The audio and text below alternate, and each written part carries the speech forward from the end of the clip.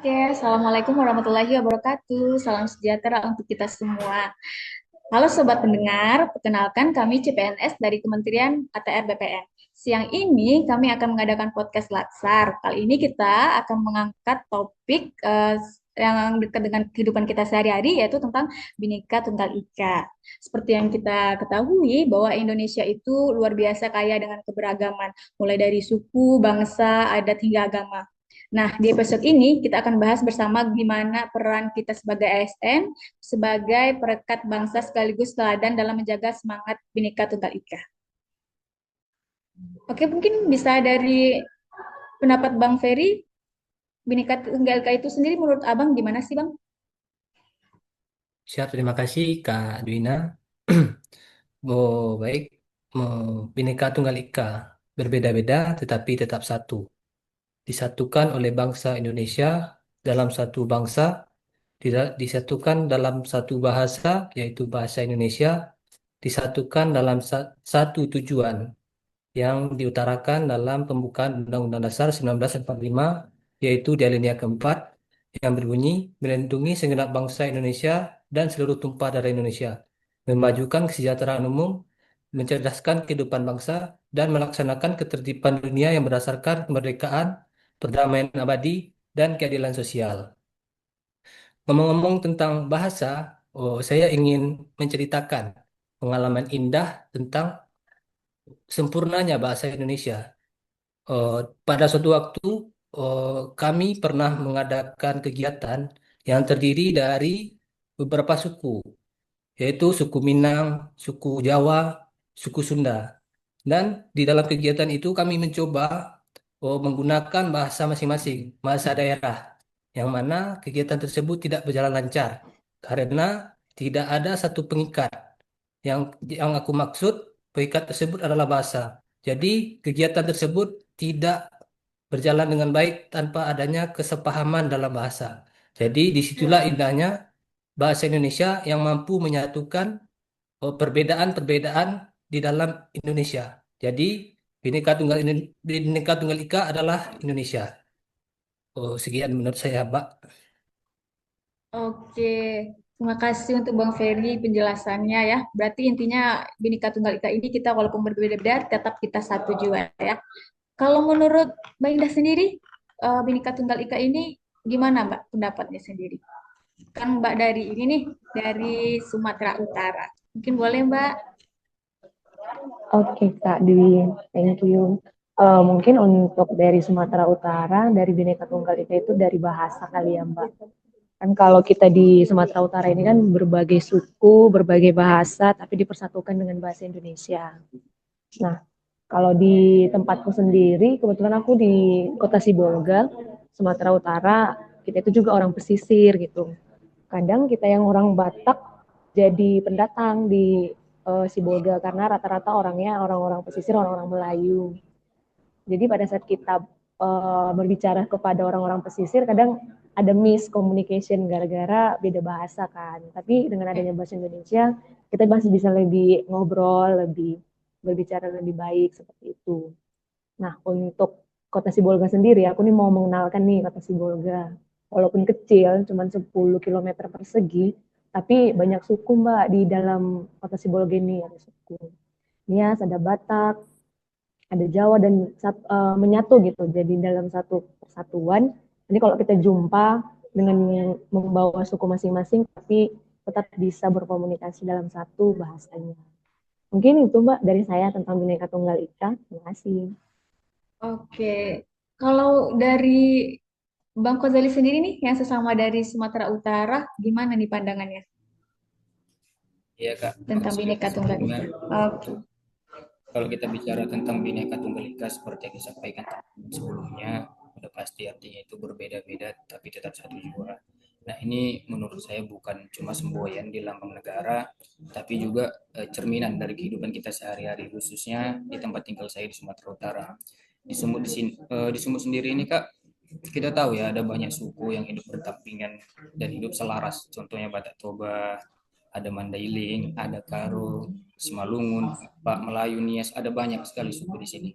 Nah, setiap suku itu punya adat punya bangsa, punya makanan khas dan tradisinya masing-masing. Misalnya itu yang terkenal di Sumatera Utara ini ada gondang Sabangunan dari Batak Toba, ada tortor di pesta adatnya, kemudian juga ada lemang khas Melayu, sampai tradisi Nias juga yang terkenal namanya Fame Ayo. Nah, semua itu menunjukkan betapa kayanya budaya di Sumut ini. Jadi kalau dilihat keberagaman ini sebenarnya selaras dengan semangat Bhinneka Tunggal Ika. Kita memang berbeda-beda suku, beda adat, bahkan beda cara ibadah, tapi kita tetap hidup rukun dalam satu provinsi, satu bangsa, khususnya di negara kita Indonesia. Nah, di budaya di Sumut ini menurut saya mengajarkan nilai kebersamaan.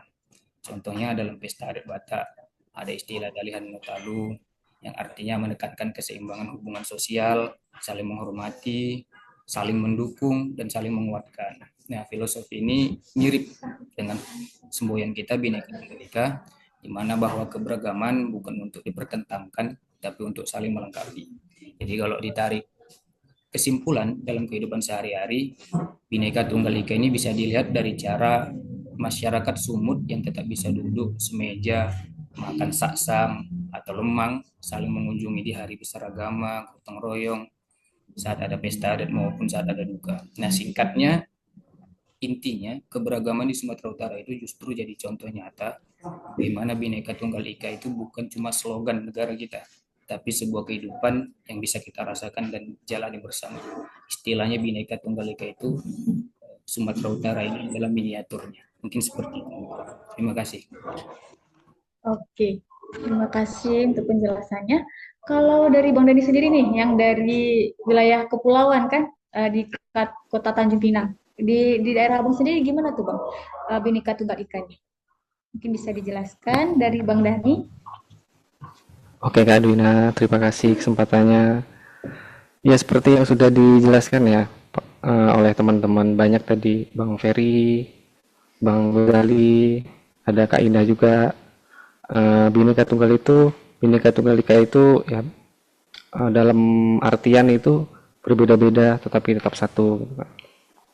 Jadi perbedaan itu tidak menjadi sebuah masalah gitu, tetapi menjadi nilai plus gitu, beraneka ragam gitu, tetapi tetap harmonis gitu. Nah, sedikit saya ini merupakan orang dari Jawa ya aslinya, namun besar di Tanjung Pinang gitu. Nah, di Tanjung Pinang sendiri itu banyak ya, beraneka ragam gitu.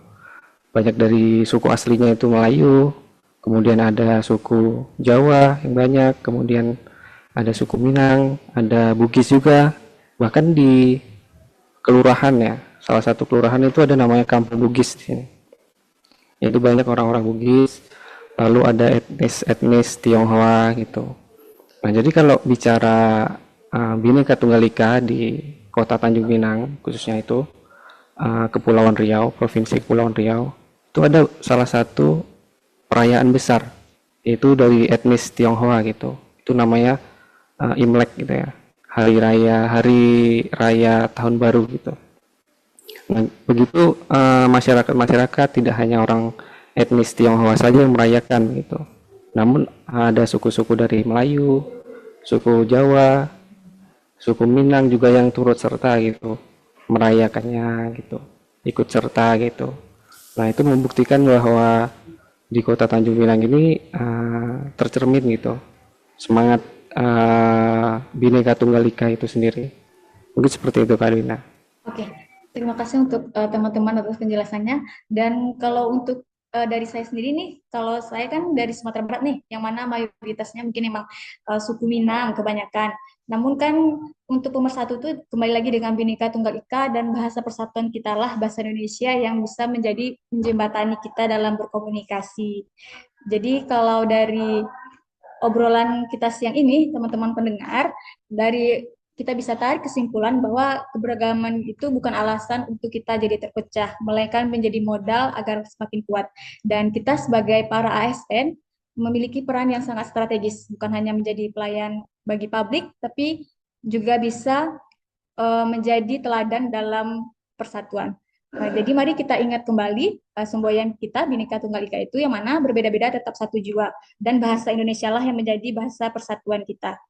Dengan semangat itu, kita bisa bersama-sama membangun Indonesia yang lebih harmonis dan maju. Terima kasih sudah mendengarkan podcast kami. Sampai jumpa di episode berikutnya. Assalamualaikum warahmatullahi wabarakatuh.